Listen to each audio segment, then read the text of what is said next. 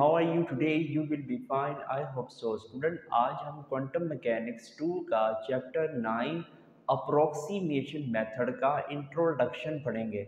तो चलते हैं अपने टॉपिक की तरफ। डियर स्टूडेंट, हमारे चैप्टर का नाम है अप्रोक्सीमेशन और इस चैप्टर का अब हम इसका इंट्रोडक्शन पढ़ेंगे।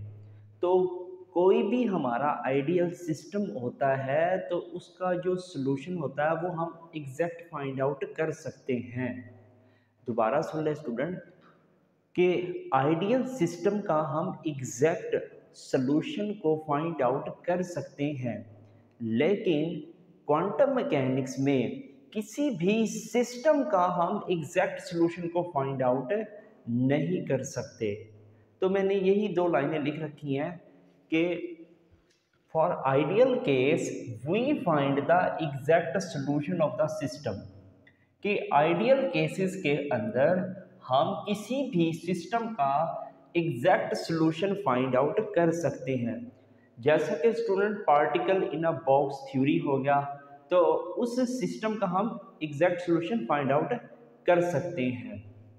डियर स्टूडेंट, नेक्स्ट पॉइंट ये है कि इन quantum mechanics we cannot find the exact solution of the system, लेकिन क्वांटम मैकेनिक्स के अंदर हम किसी भी सिस्टम का एग्जैक्ट सॉल्यूशन को फाइंड आउट नहीं कर सकते। डियर स्टूडेंट, हम क्वांटम मैकेनिक्स में एग्जैक्ट सॉल्यूशन को फाइंड आउट करने के लिए हमें अप्रोक्सीमेशन मेथड का सहारा लेना पड़ेगा, ताकि जो हमारा सिस्टम का एग्जैक्ट सॉल्यूशन है वो अच्छा आ सके, बेटर आ सके। ठीक है, 100% किसी सॉल्यूशन का 100% सॉल्यूशन नहीं आ सकता एग्जैक्ट। ठीक है, 99, 98%, तो इस तरह तो हम निकाल सकते हैं। तो वो हम मेथड देखते हैं। We can obtain the exact solution by using the approximation method, कि हम एग्जैक्ट सॉल्यूशन को फाइंड आउट करने के लिए हमें अप्रोक्सीमेशन मेथड यूज करना पड़ेगा। डियर स्टूडेंट, अप्रोक्सीमेशन मेथड के भी तीन आगे हम फर्दर कैटेगराइज करते हैं इसको। तो पहला ये है कि पर्टर्बेशन थ्योरी। ठीक है, अप्रोक्सीमेशन को हमने तीन प्रिंसिपल के अंदर डिवाइड कर दिया है। पहला है पर्टर्बेशन थ्योरी, दूसरा स्टूडेंट है वेरिएशनल प्रिंसिपल और तीसरा है WKB अप्रोक्सीमेशन। ये जो तीनों प्रिंसिपल्स हैं, ये तीनों बच्चों स्टेशनरी स्टेट के लिए वैलिड होते हैं।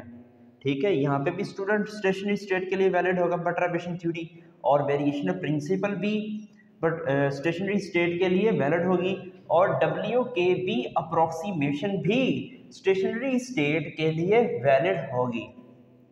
स्टूडेंट, नेक्स्ट ये है कि जो पर्टर्बेशन थ्योरी होती है इसके अंदर हैमिल्टोनियन ऑपरेटर एग्जैक्ट होना चाहिए आपके पास। तो नेक्स्ट वेरिएशनल प्रिंसिपल के अंदर हैमिल्टोनियन ऑपरेटर एग्जैक्ट भी हो सकता है और एग्जैक्ट नहीं भी हो सकता है। ठीक है, यही लिख रखा है, एच में और में नॉट।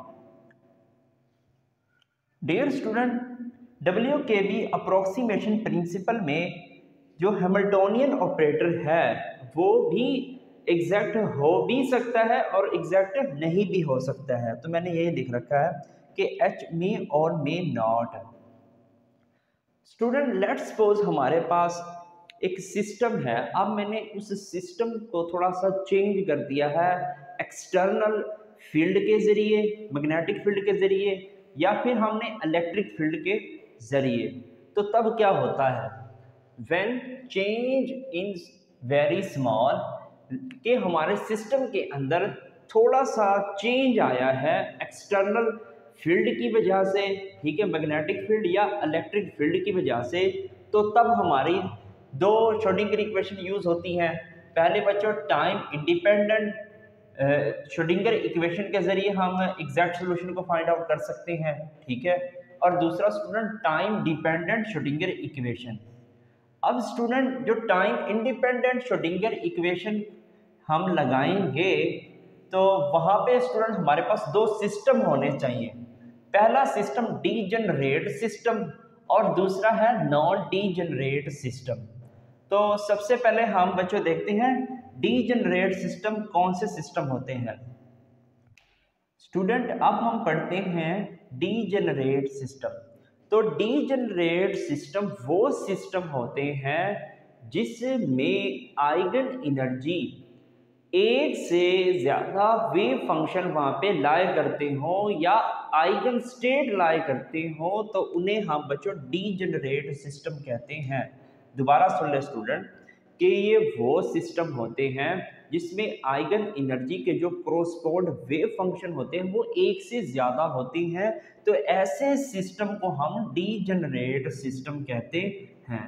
तो मैंने यही डेफिनेशन लिख रखी है, the system in which each eigen energy correspond more than one eigen state, कि ये वो स्टेट या वो सिस्टम होते हैं जिसमें आइगन एनर्जी कोरोस्पोंड हो, यानी एक से ज़्यादा आइगन स्टेट पर। आइगन स्टेट से मुराद ये है कि यहाँ पर बच्चों एक से ज़्यादा वेव फंक्शन लाए करते हो, तो ऐसे सिस्टम को हम क्या कहते हैं बच्चों, इज कॉल्ड डीजनरेट सिस्टम। आपने लाइन लिखनी है इज कॉल्ड डीजनरेट सिस्टम, मैं भूल गया डियर स्टूडेंट, आपने लिखनी है यहाँ पे is called degenerate system.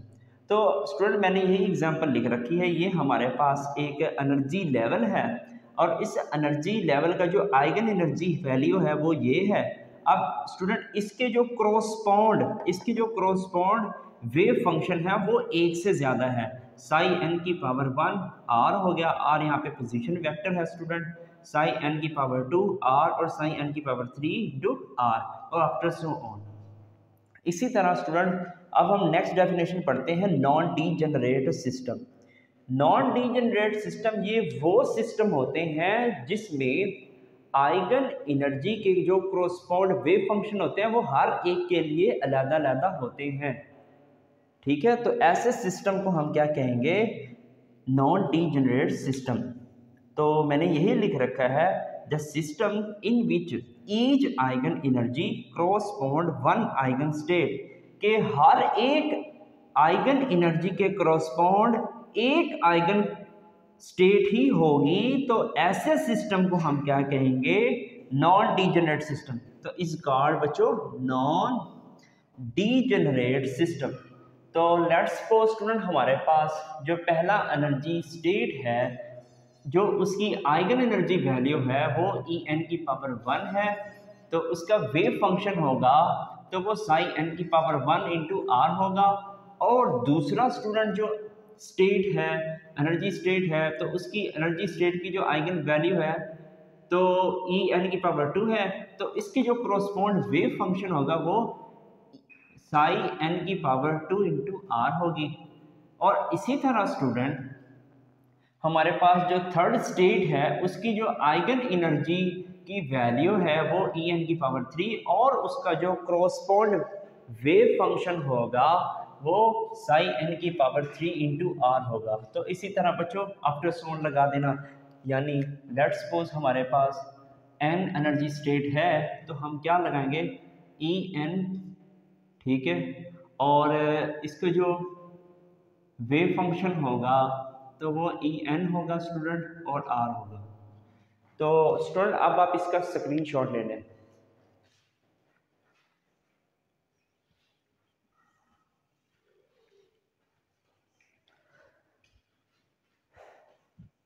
Student I hope आज आपको लेक्चर समझ आ गया होगा। इस लेक्चर का लिंक अपने दोस्तों के साथ लाजमी शेयर करें ताकि उनको भी सीखने का मौका मिले। मिलते हैं एक और नए लेक्चर में, तब तक के लिए टिल देन अल्लाह हाफिज़।